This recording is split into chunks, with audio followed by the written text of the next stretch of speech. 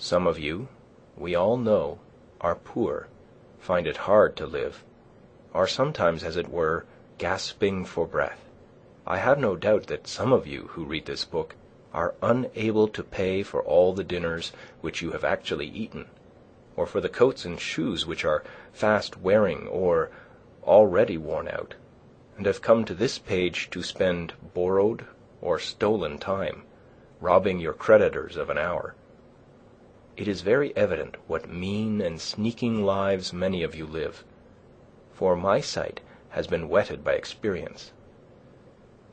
Always on the limits, trying to get into business, trying to get out of debt, a very ancient slough, called by the Latins aes alienum, another's brass, for some of their coins were made of brass, still living and dying and buried by this other's brass, always promising to pay tomorrow, and dying today, insolvent, seeking to curry favour, to get custom, by how many modes, only not state prison offences, lying, flattering, voting, contracting yourself into a nutshell of civility, or dilating into an atmosphere of thin and vaporous generosity, that you may persuade your neighbour to let you make his shoes, or his hat, or his coat, or his carriage, or import his groceries for him,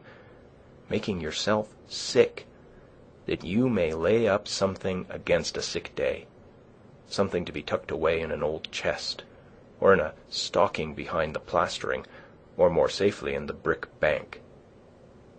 No matter where, no matter how much or how little. I sometimes wonder that we can be so frivolous, I may almost say, as to attend to the gross but somewhat foreign form of servitude called Negro slavery. There are so many keen and subtle masters that enslave both North and South. It is hard to have a Southern overseer. It is worse to have a Northern one, but worst of all when you are the slave driver of yourself. Talk of a divinity in man? Look at the teamster on the highway, wending to market by day or night. Does any divinity stir within him? His highest duty to fodder and water his horses. What is his destiny to him compared with the shipping interests? Does not he drive for Squire Make-a-Stir?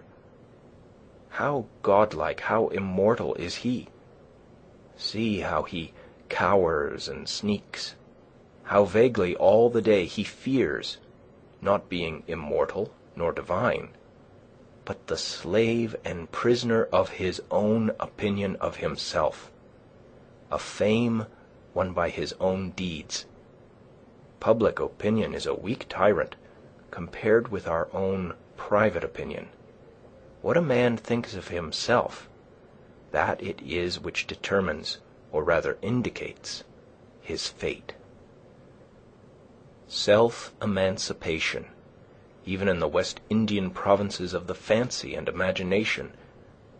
What Wilberforce is there to bring that about? Think also of the ladies of the land weaving toilet cushions against the last day, not to betray too green an interest in their fates, as if you could kill time without injuring eternity. The mass of men lead lives of quiet desperation. What is called resignation is confirmed desperation. From the desperate city you go into the desperate country, and have to console yourself with the bravery of minks and muskrats. A stereotyped but unconscious despair is concealed even under what are called the games and amusements of mankind. There is no play in them, for this comes after work. But it is a characteristic of wisdom not to do desperate things. When we consider what, to use the words of the Catechism, is the chief end of man, and what are the true necessaries and means of life, it appears as if men had deliberately chosen the common mode of living because they preferred it to any other. Yet they honestly think there is no choice left. But alert and healthy natures remember that the sun rose clear. It is never too late to give up our prejudices. No way of thinking or doing, however ancient, can be trusted without proof.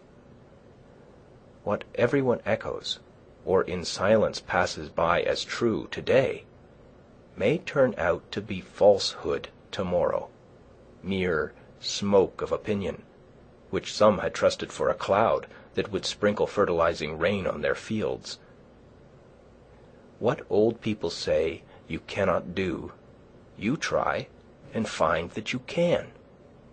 Old deeds for old people, and new deeds for new. Old people did not know enough once, perchance, to fetch fresh fuel to keep the fire a-going. New people put a little dry wood under a pot, and are whirled round the globe with the speed of birds. In a way, to kill old people, as the phrase is. Age is no better, hardly so well qualified for an instructor as youth, for it has not profited so much as it has lost. One may almost doubt if the wisest man has learned anything of absolute value by living. Practically, the old have no very important advice to give the young. Their own experience has been so partial, and their lives have been such miserable failures, for private reasons, as they must believe. And it may be that they have some faith left which belies that experience, and they are only less young than they were. I have lived some 30 years on this planet, and I have yet to hear the first syllable of valuable or even earnest advice from my seniors. They have told me nothing, and probably cannot tell me anything to the purpose. Here is life, an experiment to a great extent untried by me, but it does not avail me that they have tried it. If I have any experience which I think valuable, I am sure to reflect that this my mentors said nothing about. One farmer says to me, "You cannot live on vegetable food solely, for it furnishes nothing to make bones with." And so he religiously devotes a part of his day to supplying his system with the raw material of bones, walking all the while he talks behind his oxen, which, with vegetable-made bones, jerk him and his lumbering plough along in spite of every obstacle. Some things are really necessaries of life in some circles, the most helpless and diseased, which in others are luxuries merely, and in others still are entirely unknown.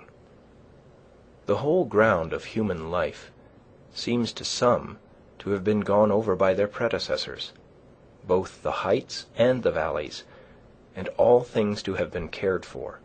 According to Evelyn, the wise Solomon prescribed ordinances for the very distances of trees, and the Roman praetors have decided how often you may go into your neighbor's land to gather the acorns which fall on it without trespass, and what share belongs to that neighbor.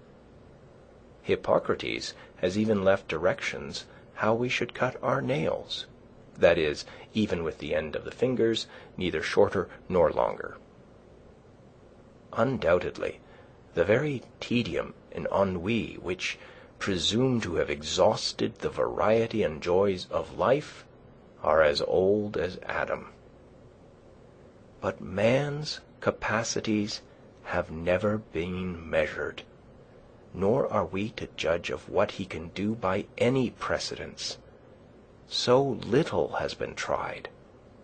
Whatever have been thy failures hitherto, quote, Be not afflicted, my child, for who shall assign to thee what thou hast left undone?" End quote.